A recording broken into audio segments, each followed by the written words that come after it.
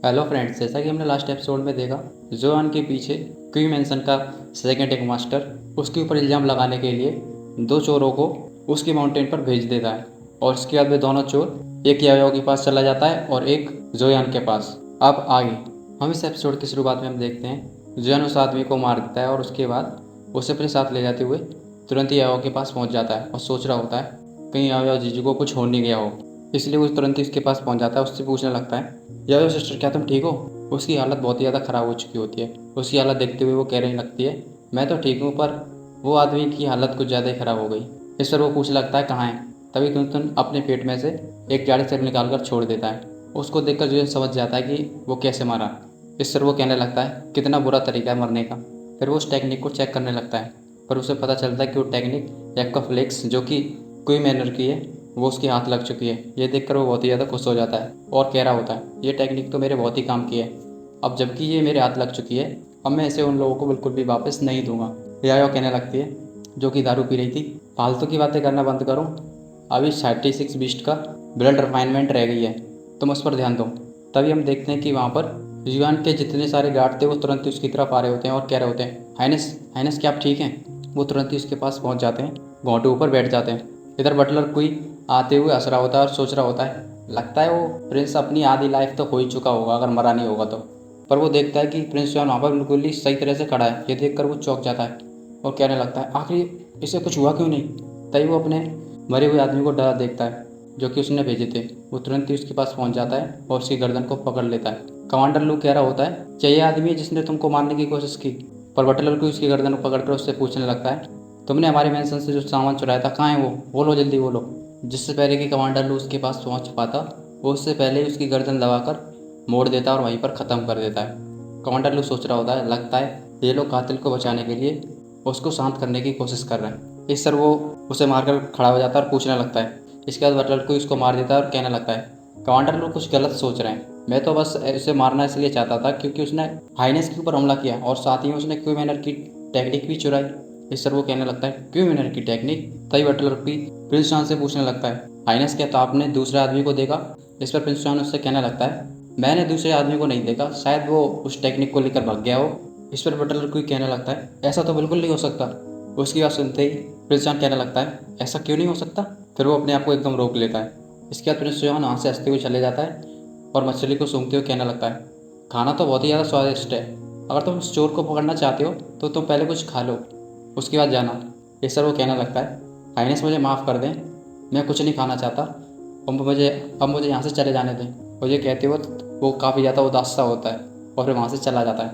तभी कमांडर लू उसके पास आता है और कहने लगता है, मुझे लगता है ये क्वी मैंसन का काम है। इस पर वो कहने लगता है, हाँ ये काम तो उन्हीं का है, पर हमारे पास कोई प्रूफ नहीं है। तुम इन सब के बारे में जल्दी से फादर को बता दो। इधर हम क्वी मैनर में देखते हैं सेकंड प्रिंस बहुत ही ज़्यादा गुस्सा हो रहा होता है और कहने लगता है, क्या बात कर रहे हो? वो दूसरा चोर उस टेक्निक को लेकर भाग गया? ऐसा कैसे हो सकता है? इस पर वो कहने लगता है, पर मैंने उस चोर को वहाँ पर कहीं भी नहीं देखा। ये सुनते ही सेकंड प्रिंस के पैरों के नीचे से ज़मीन खिसक जाती है। वो कहने लगता है, अगर ऐसा हुआ तो, और मेरे फादर को इन सब के बारे में पता चला तो वो मुझे कहीं कभी नहीं छोड़ेंगे। मेरी हालत बहुत ही ज़्यादा ख़राब कर देंगे। वो वॉर पर गए तो उन्हें आने में टाइम लगेगा। हमें लगता है उससे पहले ही इस टेक्निक को ढूंढना होगा, नहीं तो हमें बहुत ज़्यादा दिक्कत हो सकती है। इस सर वो कहने लगता है, हाँ प्रिंस बिल्कुल, मैं उसके सभी पोस्टर पूरे शहर में लगवा देता हूँ, इससे हम बहुत जल्दी उसको ढूंढ पाएंगे। इतना कहने के बाद वहाँ से चला जाता है। प्रिंस जॉन गुस्से में अपने ग्लास को तोड़ देता है जो यान को कोस रहा होता है। इधर हम देखते हैं याया उन सभी जानवरों के खून को मिला रही होती है। उसको देखते हुए जोयन कहने लगता है, आखिर 36 बिस्ट हैं पर इनसे इतना कम क्यों मिलता है? आखिर इन सब का क्या मतलब है? फिर सर वो उससे कहने लगते हैं, क्योंकि इन सभी बिस्टों का सिर्फ एक फीस अमाउंट का पोर्शन होता है, इस वजह से। अब ज़्यादा सवाल जवाब मत करो, जल्दी से अपनी शर्ट उतारो। इसके बाद वो झिझकते हुए अपनी शर्ट उतार देता है और उसको देखते हुए कह रही होती है, काफ़ी अच्छा फिगर है। इस सर वो थोड़ा सा हंस जाता है। इसके बाद वो कह रही होती है, चलो मैं स्टार्ट करने वाली हूँ। इसके बाद वो तुरंत ही उसके ब्रश को उसकी पीठ पर घुमाने लगती है और वो खून उसकी पीठ पर जमने लगता है। इसी के साथ ही प्रिंस जॉन काफ़ी ज़्यादा खतरे में आ रहा होता है और उसके दर्द हो रहा होता है। वो उसको पूरी तरह से काट देती है। तभी प्रिंस जॉन कहने लगता है, गॉड एंड डीमन टेक्निक्स। इसी के साथ ही हम उसकी गॉड टेक्निक को देखते हैं जो कि उन सभी ऑरा को अपने अंदर खींच रही होती है। उन सभी को खींचने के बाद वो एकदम से इस जुआन के ऊपर डालती है, जिसकी वजह से वो सारी फ्यूरिस ऑरा उसकी ऑडियंस में जाने लगती है। ये देखते ही प्रिंस जॉन अपनी आंखें खोल देता है और कहने लगता है, ये तो काफ़ी मज़ेदार है, ये टेक्निक काम कर रही है, ये मेरे फिफ्थ मेरिडियन को खोलने में थोड़ी मदद की इसने।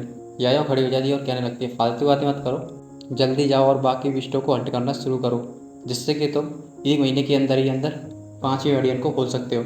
इसके बाद वो चला जाता है और ऐसे ही करके सभी विस्टों को हंट करने लगता है और उनके खून को कलेक्ट कर रहा होता है। वो छोटे मोटे जानवरों को तो ऐसे ही मारे दे रहा होता है, तभी अचानक से उसके सामने एक बीस्ट आता है जो कि उसके पीछे पड़ रहा होता है। पर वो देखता है, वो जैसे ही रास्ते से हटता है वो बीस्ट सीधे निकल जाता है। इसके बाद प्रिंस जो भी बीस्ट को हंट करता वो बीस्ट उसके पीछे पड़ जाता और उसको वो बीस्ट नहीं ले जाने देता। एक बार तो वो बीस्ट को पेड़ के पीछे छुप जाता है और उस बीस्ट को निकल जाने देता है, पर वो बीस्ट तुरंत दोबारा से उसके पीछे आ जाता है। ये देखकर वो परेशान हो चुका होता है और उस बीस्ट को छोड़कर पेड़ पर चढ़ जाता है। पर वो उससे बदला लेने के लिए तुरंत उसके पास आता है और उसके घूंसा मारता है, पर वो देखता है उससे उसे कुछ भी असर नहीं पड़ा होता। तो इसके बाद वो अपने युवान ब्रश को निकाल लेता है और उस पर हमले करना शुरू कर देता है। वो उस बीस्ट को कुछ भी नहीं कर पाता और उसे जितना मिला होता है उसके साथ ही उसे वापस लौटना पड़ता है। तरयाया नदी के किनारे बैठी होती है, अपने पैर नदी में दिए हुए। वो जैसे ही पीछे आता है उससे पूछने लगती है, क्या आज भी खाली आता है हो? इस पर वो कहने लगता है, क्या बताऊँ, मुझे उस आर्मर्ड लिजार्ड बीस्ट ने बहुत ही ज़्यादा परेशान करके रखा है। मैं जहाँ भी जाता हूँ वो मेरे पीछे आ जाती है और मेरे मारे हुए सभी बीस्टों को खाने लगती है, जिस वजह से मैं कुछ भी नहीं कर पा रहा हूँ। इस पर वो खड़ी हो जाती है और कहने लगती है, लगता है वो बीस्ट अपनी 7th वेन को खोलना चाहता है, इस वजह से सभी बीस्ट को खाने लग रहा है। तुम्हें जल्दी से इसका समाधान देखना होगा, नहीं तो हमें यहाँ से जगह चेंज करनी पड़ेगी, दूसरी जगह जाकर कल्टीवेट करना होगा। इस पर वो कहने लगता है, ऐसा नहीं हो सकता कि एक बिना बुद्धि के जानवर के यहाँ पर होने से मुझे यहाँ से जाना पड़ेगा। ऐसे आदमी से तो नहीं हार सकता मैं, पर मैं क्या कर सकता हूँ? उस छिपकली की स्किन तो बहुत ही ज़्यादा मोटी है, मेरे विमान ब्रश से भी उसे कुछ नहीं होता। यहाँ तक कि मैंने अपने ड्रैगन हमले का भी इस्तेमाल किया, पर उससे भी उसे कुछ नहीं हुआ। अब क्या होगा? इस पर वो कहने लगती है, तुमने जो क्यू मैनर की टेक्निक लूटी है उसका इस्तेमाल कर सकते हो तुम। इस पर वो कहने लगता है, अरे ये तो मैं भूल ही गया था। सिस्टर याया, मुझे बताने के लिए बहुत ही शुक्रिया, मैं भी देखता हूँ। इसके बाद वो तुरंत ही वो टेक्निक को निकाल देता है और उसे ऑन कर देता है। उसमें से निकले वड़ों को देखने लगता है और कह रहा होता है, इन सभी शब्दों में से काफ़ी ज़्यादा वेटिलिटी बाहर निकल रही है, कुछ ना कुछ अर्थ इनके भीतर छुपा हुआ है। तभी आया उस टेक्निक को देखते हुए कहने लगती है, मैंने नहीं सोचा था ये टेक्निक ऊपर से देखने में इतनी सरल है पर भीतर से उतनी ज़्यादा कठिन। मैं तुमको यही सलाह दूंगी, इस टेक्निक को बड़े आराम से प्रैक्टिस करना, क्योंकि इसकी वेटिलिटी कुछ ज़्यादा है और ये तुम्हारी ऑडियंस को दिक्कत दे सकती है। ये सर वो कहने लगता है, हाँ ठीक है, बिल्कुल जैसा तुम कह रही हो वैसा ही करूँगा। इसके बाद वो तुरंत ही उस टेक्निक को कल्टिवेट करने बैठ जाता है। वो देखता है उसके अंदर एक स्पाइनल कोर बनने लगता है, पर वो उसको कंट्रोल नहीं कर पाता और तुरंत ही छोड़ देता है। ये देखकर वो कह रहा होता है, मानना पड़ेगा वेटिलिटी को कंट्रोल करना बहुत ही मुश्किल है। तभी सिस्टर याया कहने लगती है, अपनी सोल पावर को सर्कुलेट करने की कोशिश करो और उसके जरिए अपने बॉडी को कंट्रोल करो। इस तरह वो कहने लगता है, हाँ बिल्कुल करता हूँ, और ऐसा करते हुए वो उस टेक्निक को दोबारा से प्रैक्टिस करना शुरू कर देता है।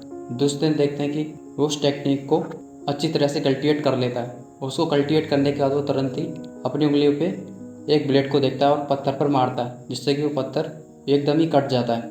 उसको देखते हुए कह रहा होता है, इस पावर से तो मैं कम से कम 7 मीडियन से नीचे के आदमी को आराम से मार सकता हूँ। तभी सिस्टर याया उससे कहने लगती है, जबकि तुमने ये टेक्निक सीख ही ली है तो मैं तुमको बता दूँ, ये टेक्निक 2 भागों में डिवाइड है, एक ग्रीन ब्लाइंडनेस, एक ब्लू ब्लाइंडनेस, और तुम अभी ब्लू ब्लाइंडनेस पे पहुँच चुके हो।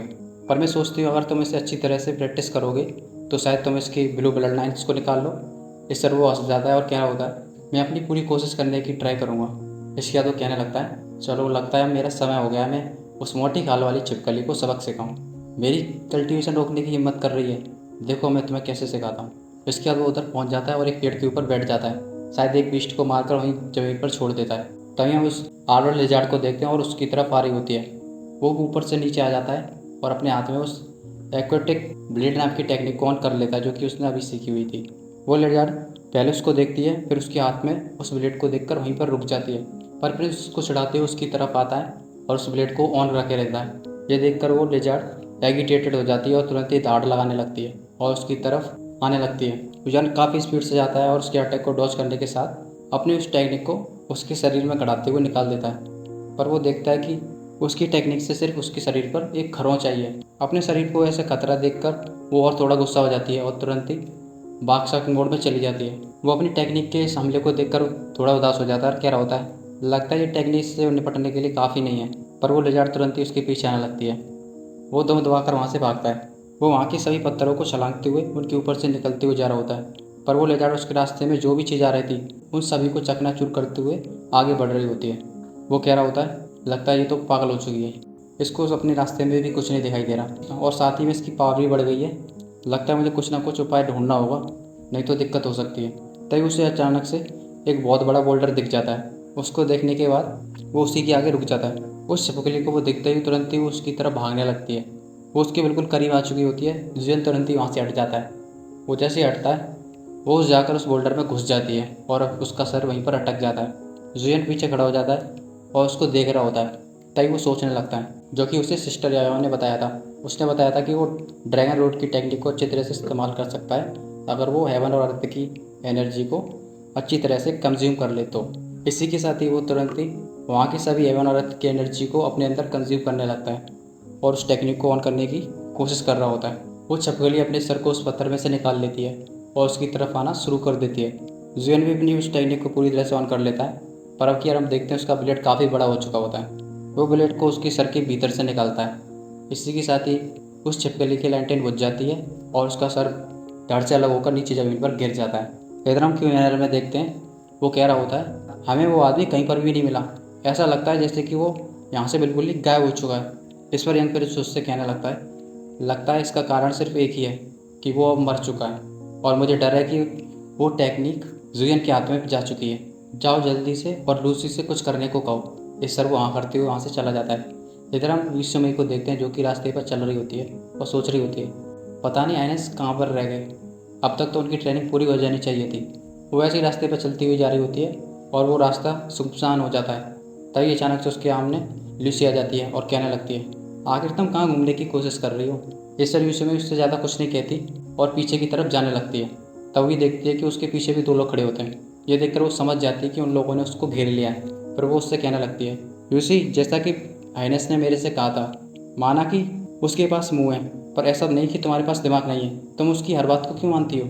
ये सुनते ही उस लूसी को गुस्सा आ जाता है और कहने लगती है, एरोगेंट लड़की, तुम्हें पता होना चाहिए कि तुम्हारे प्रिंस ने यंग मास्टर की कुछ कीमती चीज़ को चुरा लिया है, तो उसके लिए उसका तो भुगतान उसे करना ही पड़ेगा। इसलिए तुम्हें हम यहाँ से उठाना चाहते हैं। इसके बाद वे सभी लोग हंसते हुए उसको घेरना शुरू कर देते हैं। इस एपिसोड में बस इतना ही। मिलते हैं अगले एपिसोड में।